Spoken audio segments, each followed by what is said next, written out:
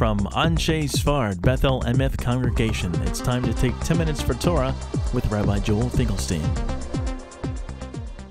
Welcome to our discussion of Parshat Shofetim, Inspired Leadership.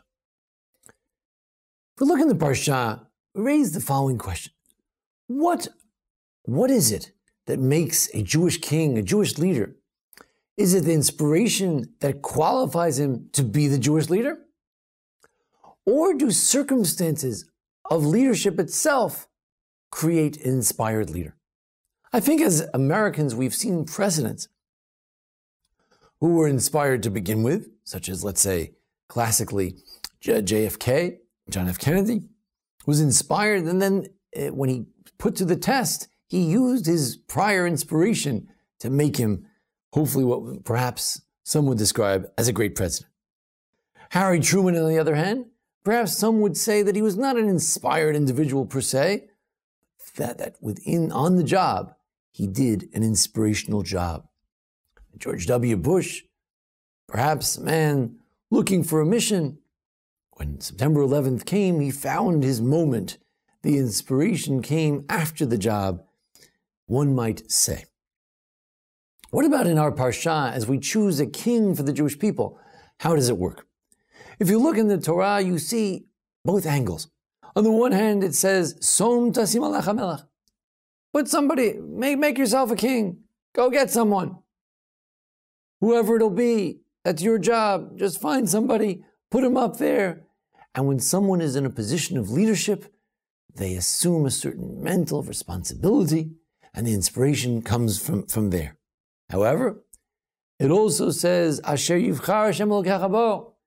Yes, you should choose a leader. Perhaps you get to choose him. But you know what? It should be someone who God has chosen. One of the commentaries says, someone who God chose, meaning someone who's already chosen, inspired by God. Someone who's already inspired by God, that's someone you should choose to be the leader. It's God who inspires. You have to be inspired first before you can be chosen for a position of Jewish leadership.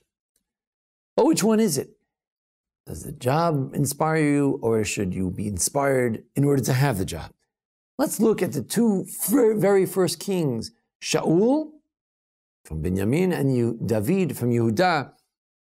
Saul and David, first two kings, were they inspired or were they inspired by the job? If we look at Shaul, there's no question that he was inspired by the job. I mean, he happens to be tall, he's a head taller than everyone else, but big deal. The only thing that's unusual about him is that now that he's been chosen by God, chosen by the prophet Shmuel, now he will turn into a different person.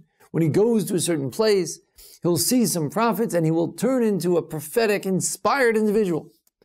Then later in his career, when he sees that the neighboring country demands that everyone has to take out their right eye, otherwise they're coming to attack and to take us as slaves, this is when he becomes inspired. When he sees something on the job, now he's inspired. Until then, he was a mere donkey herdsman. His job was to deal with the family business.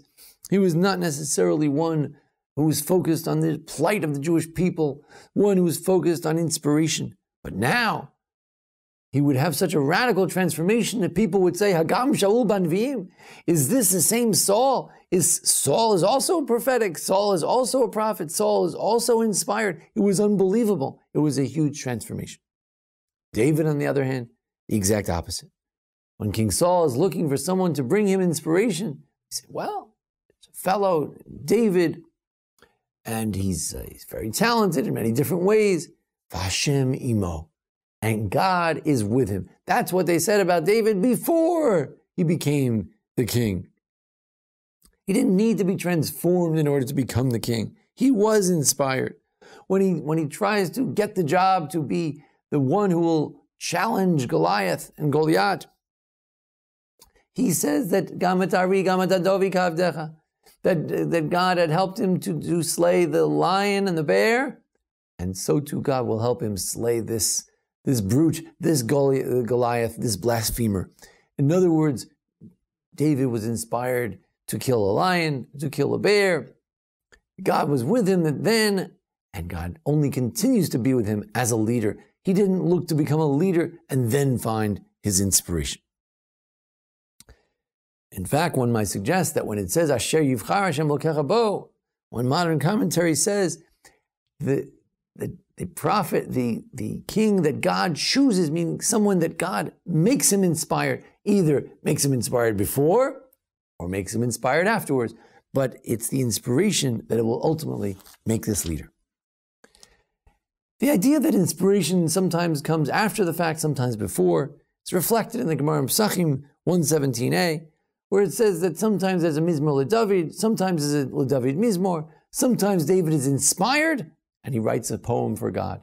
Sometimes David writes an inspiring poem and he writes a poem, and through the poem, through the action, he becomes inspired. There are two ways to come at inspiration, on the job or before the job. I think the message here is twofold. Number one, we don't need to be inspired in order to act. You can be a King Saul and you can become inspired. Become inspired on the job. Circumstances can inspire you. It could be Mizmor, LeDavid Mizmor. You can be a situation where you write the poem and through the writing and through the doing, you become inspired. You don't have to wait for the inspiration. Second message is that it's better to be David than to be Saul. It's better to be inspired right now and not to wait for circumstances to somehow wake us up. If we can be inspired now, that would all the better.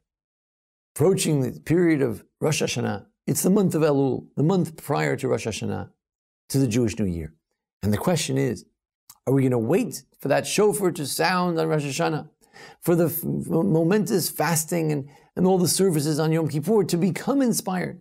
Or we walk in as leaders already inspired, and with that inspiration, bring our shuvah, our repentance, to new heights never seen before. That's our choice. Inspiration and action are available not tomorrow, but they can start right now. Thank you for joining us here at the Anshe Sfard Bethel Emeth congregation here in Memphis, Tennessee, for our discussion of Parshat Shofetim. Join us each week as we continue to archive many different discussions about the Parsha here at ASBEE Memphis. Thanks to Jason Lefkowitz for making this presentation possible. Thank you for joining us. This has been 10 Minutes for Torah with Rabbi Joel Finkelstein. To learn more, visit ASBEE.org.